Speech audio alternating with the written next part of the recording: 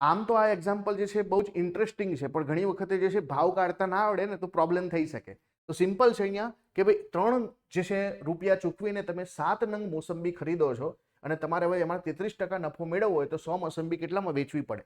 જો તમે 3 રૂપિયાની અંદર જે છે 7 મોસંબી લાવો છો, એનો મતલબ છે કે એક મોસંબીનો ભાવ કેટલો? તો એક મોસંબીનો ભાવ જે છે કેટલો થઈ જશે? એક મોસંબીનો ભાવ જે છે 3/7 થઈ જશે. બસ આ ગણતરી કરતા આવડવી જોઈએ કે તમે જે છે 7 મોસંબીના 3 રૂપિયા ચૂકવો છો તો એક મોસંબીના કેટલા? તો 7/3, એટલે કે એક મોસંબીનો જે છે ભાવ 3/7 રૂપિયા થાય. હવે તમારે આવી જે છે કેટલી ટોટલ? 3/7, એવી કે 100 જે છે નંગ તમારે મોસંબી જે છે ખરીદવાની છે. અને હવે એના ઉપર જે છે તમારે શું કરવાનું છે? 33% નફો. 33%નો મતલબ થાય 133/100.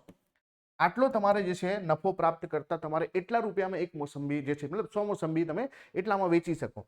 હવે જે છે આ 100 નીકળી જશે અને 7 ભાગ ચલાય તો 7 એકા 7, 6 વધ્યા અને 63, 9 7 63 એટલે 19 થશે અને 19 ગુણ્યા 3 થશે એટલે કે આપણો જવાબ આવી જશે 57 રૂપિયા.